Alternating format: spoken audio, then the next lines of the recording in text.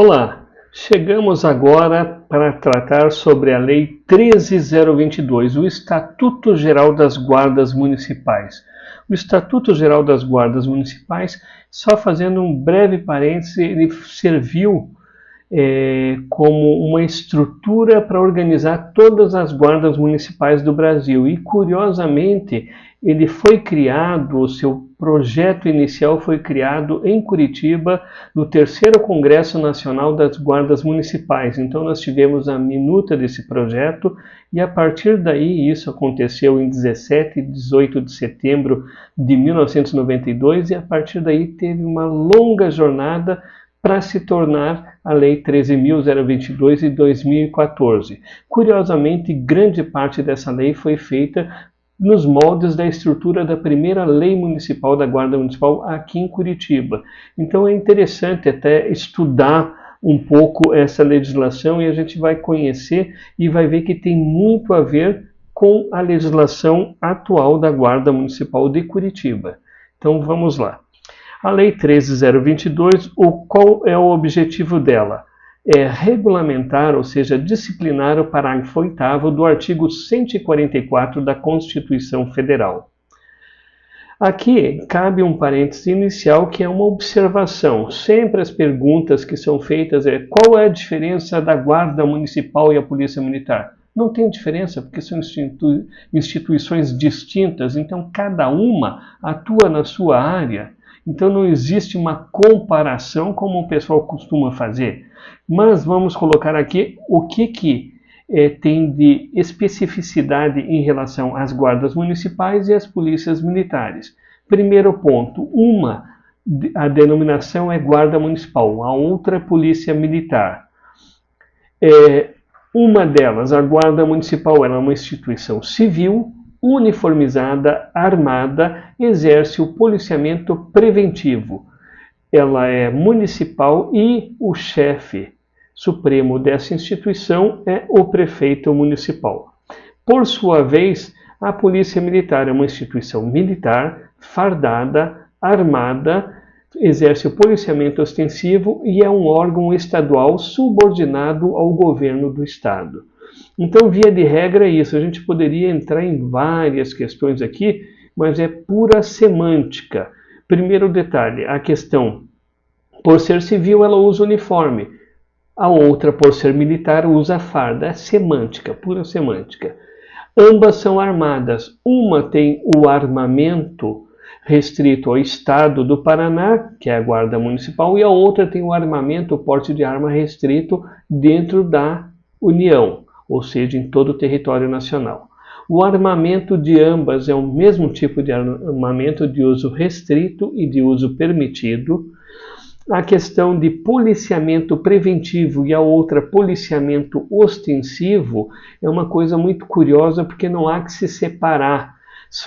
Quando o profissional está, queira ele, uniformizado ou fardado, com o seu armamento ostensivo e fazendo o seu patrulhamento, logo ele estará fazendo um patrulhamento preventivo ostensivo ou ostensivo preventivo, porque ele está ostentando o poderio do Estado e, consequentemente, está patrulhando e trazendo a prevenção para aquele local. Outra curiosidade é o seguinte: dentro do decreto que regulamenta a atuação da Guarda Municipal de Curitiba, está escrito que a Guarda Municipal exerce o policiamento ostensivo preventivo. Então, tomem cuidado quando forem responder uma questão dessa natureza. Via de regra, se a banca colocar conforme o Estatuto Geral das Guardas Municipais ou conforme a Lei 13.022, a Lei Federal 13.022, ela está querendo a resposta policiamento preventivo. Mas se ela falar conforme a legislação municipal interna, ela está querendo o policiamento ostensivo preventivo, porque não há como separar. Eu não sei como conseguiram separar a título de legislação, mas isso são as peripécias do Congresso Nacional. De qualquer forma, aqui estão as diferenças entre as duas instituições, sendo que a gente tem que lembrar uma coisa: Ambas prestam serviço público à comunidade e buscam trazer a segurança pública, uma na esfera municipal e outra na esfera estadual. O texto da lei trata o seguinte, então: incumbe às guardas municipais instituições de caráter civil uniformizadas e armadas conforme previsto em lei.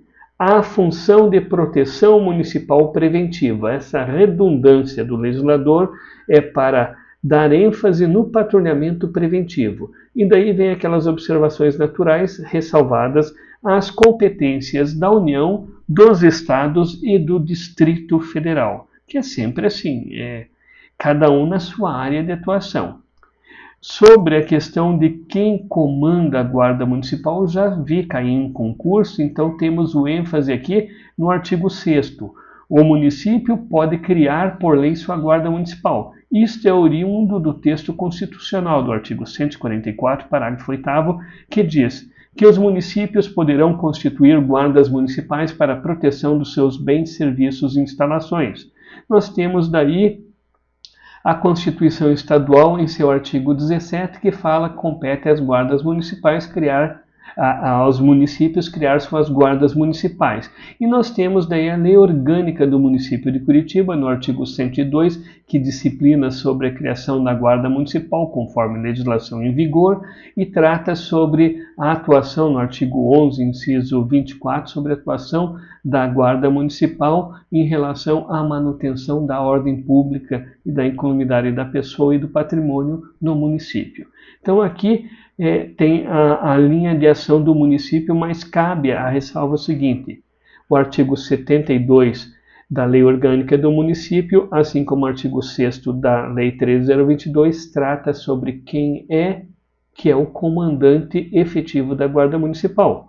No caso, o prefeito, e ele vai nomear um superintendente, um comandante da guarda que vai comandar, mas compete ao prefeito do município determinar o cumprimento para a Guarda Municipal. Então, aqui a lei ela fica clara e dá para a gente compreender que a Guarda Municipal é subordinada ao chefe do Executivo Municipal. Tem outro ponto que eu já achei interessante também em concurso, é sobre princípios. No artigo 3º, a gente fala sobre os princípios mínimos para ser considerado uma guarda municipal. No artigo 12, nós vamos falar que dentro da formação do guarda municipal, deve-se seguir os princípios norteadores dispostos no artigo 3º. Então, veja bem, existe diferença entre princípios mínimos e norteadores? Segundo a lei, nenhuma diferença. Mas eu vi esta questão sendo perguntada em prova e por isso é importante que você saiba que não existe diferença alguma entre essas duas denominações em relação ao artigo 3º. E o que diz o artigo 3º? São princípios mínimos de atuação das guardas municipais, proteção dos direitos fundamentais. Ou seja, proteção dos direitos humanos fundamentais do exercício da cidadania e das liberdades públicas. Aqui nós estamos falando que nós somos a instituição Guarda Municipal, ela nada mais é que um dos garantes do artigo 5º da Constituição Federal. Daí nós vamos encontrar preservação da vida, redução do sofrimento e diminuição das perdas. Este inciso, aparentemente próximo ao inciso 5º, ele tem a sua diferença, porque ele trata aqui, trata sobre o uso progressivo da força, onde a distância entre a palavra e a força é longa e deve ser percorrida. E neste percurso, daí nós temos o principal, o foco principal. Um dos princípios mínimos da guarda tange justamente sobre a esfera da preservação da vida, a redução do sofrimento e a diminuição das perdas. Ou seja, o foco principal não é combater o inimigo, porque as instituições de segurança pública elas não combatem o inimigo, elas combatem o crime. E quem causa o crime é o cidadão que deve ser contido e encaminhado à autoridade policial, que vai encaminhar à autoridade judiciária, para que daí o Estado aplique o seu jus puniendi, faça o uso do jus puniendi, ou seja, o seu direito de punir o infrator. Então é nesse sentido que existe este inciso: preservação da vida, redução do sofrimento e diminuição das perdas.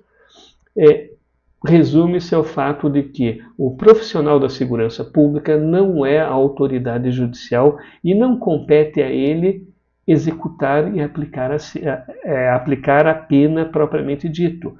Ele só faz a condução do infrator, porque ele combate o crime e não o criminoso.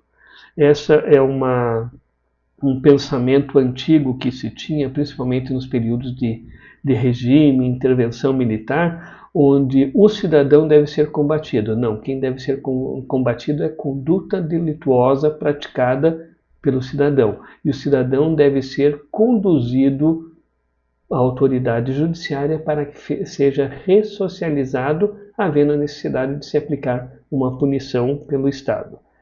Vamos mais à frente, o inciso 3º entra naquela questão da proteção municipal preventiva, que ele discorre sobre o que é essa proteção municipal preventiva, a partir do momento que diz que é um dos princípios mínimos de atuação da Guarda Municipal exercer o patrulhamento preventivo.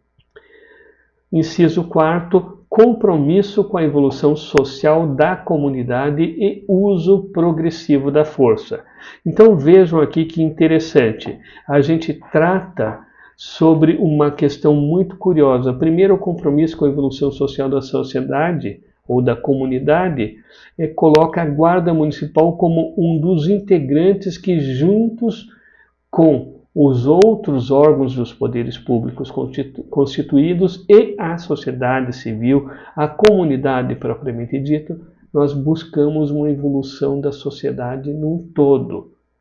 É muito interessante. E a questão do uso progressivo da força, nós encontramos nessa legislação falando sobre o uso progressivo da força, após um período muito curto, ou seja, essa é a Lei 13.022, a Lei 13.060 passa a disciplinar o uso progressivo da força e os equipamentos de menor potencial ofensivo. Curiosamente, o concurso está pedindo o regulamento desta lei, que é o Decreto Federal 12.341, mas não pediu a Lei 13.060. Por quê? Porque na Lei 13.022, no inciso 5º do artigo 3º, a gente fala sobre o uso progressivo da força.